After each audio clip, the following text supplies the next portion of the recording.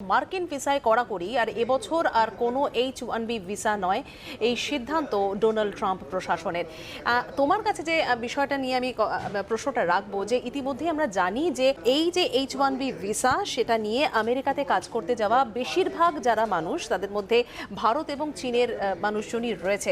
সেক্ষেত্রে যে এই যে সিদ্ধান্ত, সেটা কতটা প্রভাব ফেলবে তথ্য প্রযুক্তি কর্মীদের উপর?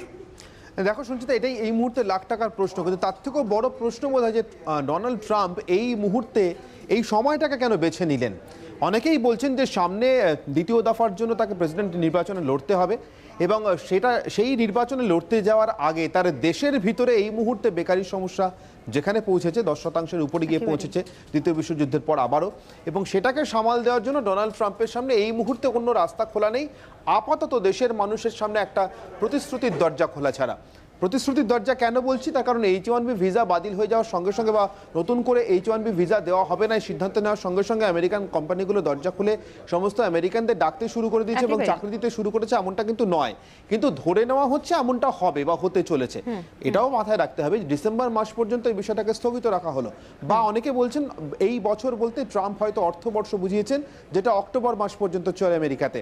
সেক্ষেত্রেও যদি নভেম্বর মাসে নতুন করে অর্থবর্ষ শুরু হওয়া পর্যন্ত এই বিষয়টা স্থগিত থাকে, তাহলেও এটা মাথায় রাখতে হবে নভেম্বর থেকে কিন্তু প্রাইমারিগুলো শুরু হয়ে যাবে, অর্থাৎ প্রেসিডেন্সিয়াল ইলেকশনের যে রেস সেটা শুরু হয়ে যাবে। সুতরাং তখন আর নীতিগত সিদ্ধান্ত নেওয়ার ক্ষমতা মার্কিন প্রেসিডেন্টের হাতে থাকবে না। ফলে তিনি আসলে বিষয়টাকে কতদিনের জন্য ঝুলিয়ে রাখলেন, কোনো নীতিগত সিদ্ধান্ত নিলেন কিনা, সে সিদ্ধান্তের কি এফেক্ট পড়তে চলেছে, এই সবটাই আমাদের একটু ভালো করে বুঝে নেওয়ার জন্য একবার যাওয়া উচিত নয়াদিল্লিতে আমাদের প্রতিনিধি জ্যোতির্ময়ের কাছে। সঞ্চিতা, চলে যাই জ্যোতির্ময়ের কাছে। জ্যোতির্ময়, তোমার কাছ থেকে বুঝতে চাইবো যে এফেক্টটা তাহলে কি পড়তে চলেছে।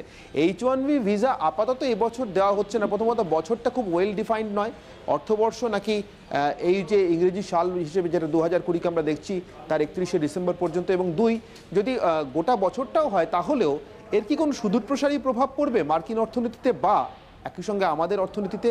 তথ্য প্রযুক্তি সেক্টরে যে সমস্ত ছেলেমেয়েরা যান চাকরি করতে আমাদের দেশ থেকে, তারা কি অনেক কম সংখ্যায় চাকরি পাবেন এখন থেকে, এমনটা ধরে নিতে পারি?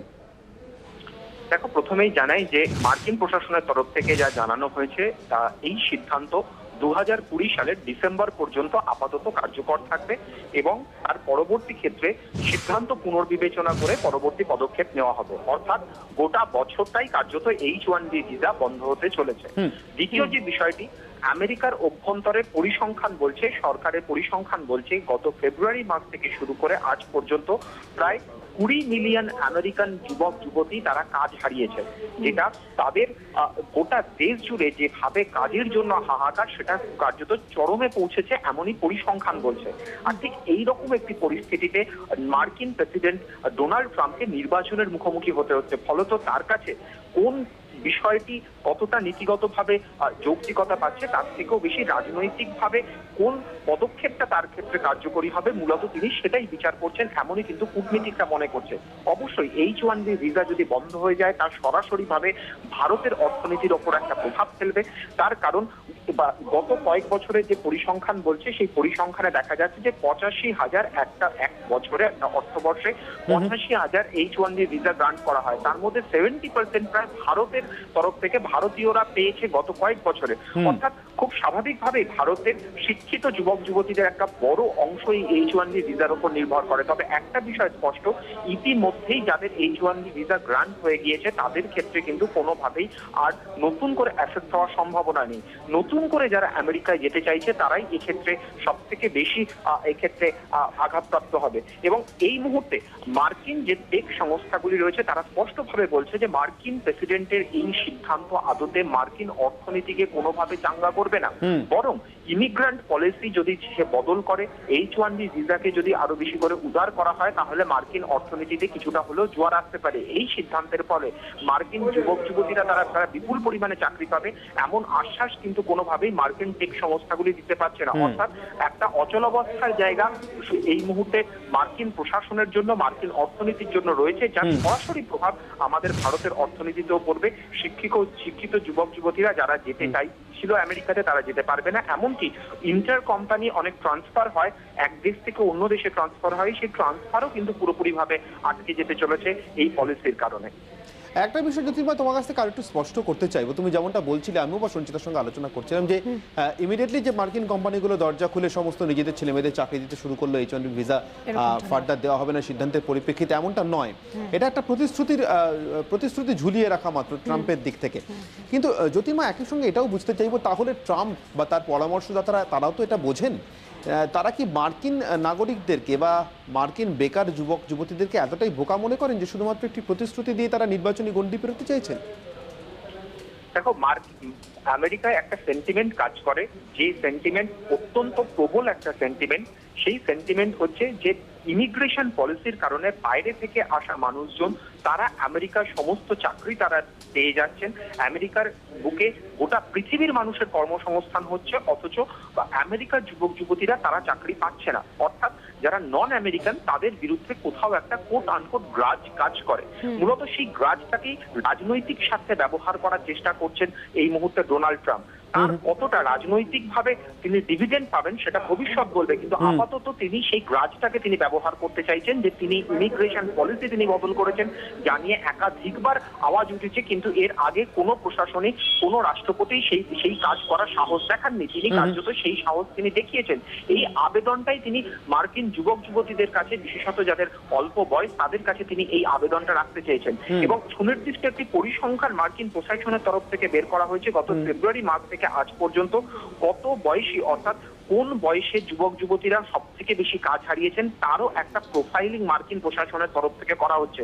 অর্থাৎ এক্ষেত্রে রাজনৈতিক পারপাসটা অত্যন্ত স্পষ্ট, যে ইয়াং এজ ভোটারদেরকে ক্যাপচার করতে চাইছেন আর ডোনাল্ড ট্রাম্প, তাদেরকে তিনি বোঝাতে চাইছেন যে তার প্রশাসন আমেরিকার মানুষের পাশে আছে, এবং তিনি বারবার ধরে যদি তোমার কথা সূত্র ধরে একবার সঞ্চিতার কাছে যাবো। সঞ্চিতা, তার মানে বুঝতেই পারছি আমরা যে ডোনাল্ড ট্রাম্প তার প্রথম ইনিংস যেভাবে শুরু করেছিলেন, অত্যন্ত হেভিওয়েট প্রতিদ্বন্দ্বী হিলারি ক্লিন্টনের বিরুদ্ধে যখন তিনি লড়তে নামেন, তখন তার স্লোগানটা ছিল আমেরিকা ফার্স্ট, এবং সেই আমেরিকা ফার্স্টেরই দ্বিতীয় ইনিংস আমরা দেখতে চলেছি বা সেকেন্ড এডিশন আমরা দেখতে চলেছি আরও কঠিন পরিস্থিতির মধ্যে, যখন সত্যিই দেশের বাজারে কাজ হারানোর জন্য মার্কিন প্রেসিডেন্টকে জবাবদিহি করার মুখে এসে দাঁড়াতে হচ্ছে, এবং সেই জবাবদিহি করবার জন্য তিনি সস্তা জনপ্রিয়তা কুড়ানোর জন্য আপাতত বেছে নিচ্ছেন H-1B ভিসাকে, যেটা তার দেশের অর্থনীতি কতটা শুধরোতে পারবে তা নিয়ে সন্দেহ থাকলেও আমাদের দেশের ক্ষেত্রে অন্তত ছেলে মেয়েদের চাকরি বাকরি, বিশেষ করে তথ্য প্রযুক্তির ক্ষেত্রে চাকরি পাওয়ার ক্ষেত্রে যেটা বিরাট অন্তরায় সৃষ্টি করবে, এটা কিন্তু অত্যন্ত স্পষ্ট। সঞ্চিতা, একেবারেই অনির্বাণ, যেটা প্রথম দিয়ে শুরু করলাম যে H-1B ভিসা নিয়ে এই মুহূর্তে আমেরিকাতে যারা কাজ করতে যাচ্ছেন তার মধ্যে ভারত এবং চীনের যারা বাসিন্দা তাদের সংখ্যাটাই বেশি। খুব স্বাভাবিকভাবে এরকম একটা সিদ্ধান্তের ফলে যে তাদের ভবিষ্যৎ সুরক্ষিত হবে না এবং অনিশ্চিত জায়গায় যাবে, খুব বলাই বাহুল্য। এবং এক্ষেত্রে একটা খুব উল্লেখ্য যে ফাইন্যান্স, হসপিটালিটি, এই সমস্ত ইন্ডাস্ট্রিতেও কিন্তু প্রচুর বিদেশি সেখানে নিয়োজিত রয়েছে। এবং আর একটা গুরুত্বপূর্ণ বিষয় যে কাজের ভিসা, সেক্ষেত্রে সমস্ত রকমের কাজের ভিসা যদি সেক্ষেত্রে মার্কিন যুক্তরাষ্ট্রে বন্ধ থাকে, সেটা তাদের অর্থনীতির উপরও কোথাও প্রভাব ফেলবে বলে বিশেষজ্ঞদের মত। অনির্বাণ, একেবারে আমি এই জায়গাটা নিয়ে আরেকবার জ্যোতির্ময়ের কাছে ফিরবো। জ্যোতির্ময়, তুমি যেটা বলছিলে ইতিমধ্যেই বলেছো যে মার্কিন কোম্পানিগুলো কিন্তু কখনো মনে করে না, বিশেষ করে মার্কিন যুক্তরাষ্ট্রে থাকা বহুজাতিক কোম্পানিগুলো অন্তত মনে করেন না যে H-1B ভিসা ক্যান্সেল করে দেওয়ার সঙ্গে সঙ্গে তারা মার্কিন ছেলেমেয়েদের ডেকে চাকরি দিতে পারবে, অথবা এটার মাধ্যমে মার্কিন অর্থনীতি খুব একটা শুধরবে। কিন্তু একটা বিষয় বুঝতে চাইবো জ্যোতির্ময় তোমার কাছ থেকে, মার্কিন সেনেটরদের একটা অংশ ইতিমধ্যেই কিন্তু বলতে শুরু করেছেন H-1B ভিসার বিষয়টিকে যদি শোধরাতেই হয় তাহলে ভিসা বন্ধ করে নয়, ভিসার সংখ্যা কমিয়ে নয়, বরঞ্চ লটারির মাধ্যমে ভিসা দেওয়া বন্ধ করে মেধার ভিত্তিতে ভিসা দেওয়াটা শুরু করা হোক। তাতে মার্কিন অর্থনীতি উপকৃত হবে, দরদস্তুর করতে পারবেন এমপ্লয়াররা, অর্থাৎ সত্যি সত্যি কোন মেধার জন্য কতটা দিতে হবে, কতটা বেতন দিতে হবে সেটা তারা ঠিক করতে পারবেন, দরদস্তুর করার জায়গায় থাকবেন, এবং একই সঙ্গে মার্কিন এবং যারা কাজ করতে আসছেন H-1B ভিসা নিয়ে তাদের উভয় পক্ষেরই উপকার হবে। জ্যোতির্ময়, দেখো, কিছুক্ষণ আগে আমি যে কথাটা বললাম যে আমেরিকার মাটিতে একটা সেন্টিমেন্ট কাজ করে, যে সেন্টিমেন্ট হচ্ছে নন আমেরিকান যারা, তারা আমেরিকার অধিকাংশ কাজ জায়গাতে তারা কাজ পেয়ে যাচ্ছেন, অথচ আমেরিকান যুবক যুবতীরা তারা কাজ পাচ্ছেন না। সেক্ষেত্রে তাদের একটা অত্যন্ত স্পেসিফিক দাবি ছিল যে ইমিগ্রেশন পলিসি বদল করা হোক, ইমিগ্রেশন পলিসিতে কিছু সময়োপযোগী পরিবর্তন আনা হোক। কিন্তু কোথাও এই দাবি কখনোই ওঠেনি যে পুরো সরাসরিভাবে H-1B ভিসা বন্ধ করে দেওয়া হোক। তুমি ঠিক যে কথা বললে সেই দাবি কিন্তু সুনির্দিষ্টভাবে উঠছিল যে মেধার ভিত্তিতে H-1B ভিসা দেওয়া হোক, ঢালাও H-1B ভিসা দেওয়া দেওয়া হোক, এমন এমন এমন যে পলিসি, এই পলিসিটাতে কোথাও একটা পরিবর্তন আনা হোক।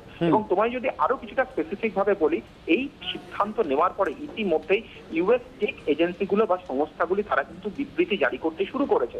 ইতিমধ্যেই মুখ খুলেছেন সুন্দর পিচাই, তিনি স্পষ্টভাবে বিবৃতি দিয়ে জানিয়েছেন যে এই সিদ্ধান্তের ফলে গোটা আমেরিকা জুড়ে অর্থনীতি আরো বড় ধাক্কা খাবে। ইনোভেশনের ক্ষেত্রে, বিশেষত টেক ইনোভেশনের ক্ষেত্রে গোটা পৃথিবীতে লিডিং রোল নেয় আমেরিকা। সেই টেক ইনোভেশনের কাজ সম্পূর্ণভাবে আটকে যাবে। তার কারণ হঠাৎ করে একটা কাজ যখন চলে, সেই কাজ করার জন্য দীর্ঘদিন আগে থেকে তার পরিকল্পনা হয়। আজ হঠাৎ করে যখন বলা হচ্ছে যে 24শে জুন থেকে H1B ভিসা বন্ধ, তখন আগামী কয়েক মাস কিভাবে কাজ হবে, কোথা থেকে কর্মী আসবে, তার সমস্ত প্ল্যানিং কিন্তু সমস্ত টেক কোম্পানিগুলি করা আছে।